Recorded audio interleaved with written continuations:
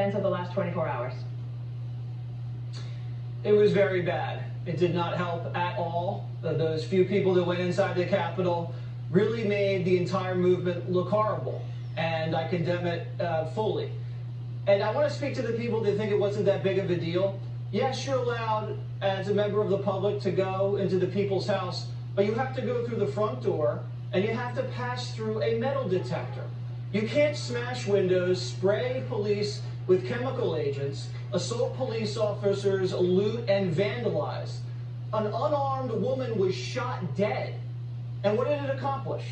It accomplished absolutely nothing. So I just want to make that very clear. In context, what happened yesterday doesn't really hold a candle to what we saw over the summer with Black Lives Matter and Antifa. When we saw churches burned, police precincts burned, businesses burned, federal courthouses burned, people knocking out old women on the corner, people looting, people shooting people dead in the streets. Remember David Dorn? So we condemned that fully, while the left sit back and laughed at that. So I don't want to hear anybody on that side talk about what's right and wrong in terms of political violence. They don't have the moral high ground. But here is the root cause of this. 75 million Americans feel disenfranchised. You can't dismiss that and say those feelings are based on a lie without taking a full inventory about what happened. That's dangerous and that's disrespectful. It's not a lie to say that major corporate media destroyed President Trump, suppressed all good news about him, and suppressed all bad news about Joe Biden. That's not a lie. It's not a lie that Democrats filed over 300 lawsuits last year, gutting state election laws, circumventing state legislatures, and getting Democrat secretaries of state and Democrat judges to sign off on all that. Abolishing these signature requirements, extending deadlines. That's not a lie. It's not a lie that poll watchers weren't allowed real access. It's not a lie that people came forward and said they saw voter fraud. And then when Republicans challenged this after the election, those very same Democrat secretaries of state and Democrat judges just dismissed it. So there were a lot of doubts about 2016, and we pursued those doubts for 3 years. We had investigations in the House, the Senate, the media, and a special counsel. And after 3 years, we came to a conclusion that there was no collusion. And that very same treatment needs to happen today. And it makes people very suspicious and very angry when the entire power structure in this country says, no, let's not look at that election at all. So we need to figure this out so whatever happened yesterday never happens again, because that was a disgrace. And we wait for the White House press secretary briefing to get started. Let's get Greg's thoughts before that happens. Yeah, I mean, I'm with Jesse on this. Vandalism and looting, whether it's in D.C. or Portland, Soho, Kenosha, Minneapolis, Seattle, it's all bad, no matter who's doing it. So we must remain consistent. That's what makes us different from the rest.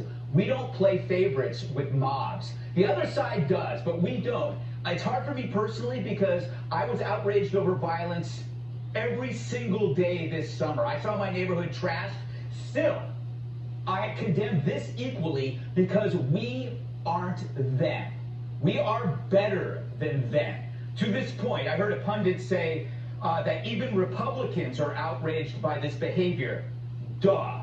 Republicans are always outraged by bad behavior because they consistently embrace law and order and condemn the destruction of private and public property. I do believe the Capitol is a sacred place. I also believe that the guy who invested his life savings in a small business, to him, that was a sacred place too. So it's consistency. By pointing out Republicans or non-liberals like me who are equally outraged by this behavior, what you're doing is you're pointing out also the inconsistency, right?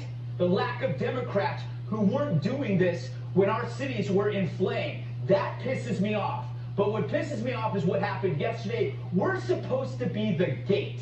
The non-left, the Republicans, the Libertarians, the Conservatives, we're supposed to be the gate against the barbarians.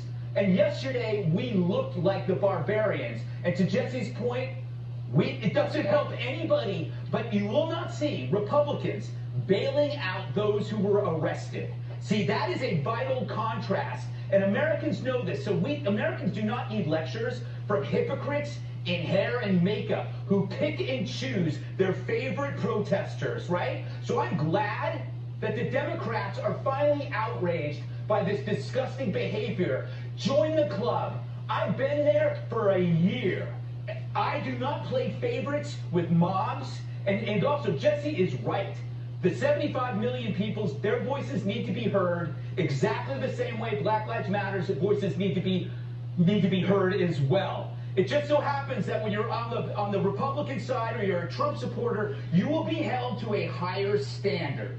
That means that even though you don't burn down buildings or beat up pedestrians or harass people at their homes, going to people's homes, you're still going to be seen as worse as the people who perpetrate that. To Jesse's point, and then I'll stop, he's right. This is a larger, bigger problem. When President Obama talked to Trump and said, hey, your big problem's North Korea, you better deal with it now. This is the big problem that somebody's got to tell Gramps, that this is something. If you want to unify this country, Joe Biden, you can't sit there and act like the tough guy now. You've got to deal with half a country that feels that they have been disenfranchised, that they've been disrespected, they have been lied to by a media, they've been marginalized by a media, they've been made to feel small by a media. Their eyes are open. This is a red-pilled America. Yesterday was a bubble that burst, but it's a sign of a much, much, much larger problem, and it's going to come back in 4 years. It's going to come back if you don't deal with it, whether it is transparency in elections, voter ID. Just being honest might be a start. And stop calling these people rubes and denigrating them because they aren't cool elites, because that's part of this too.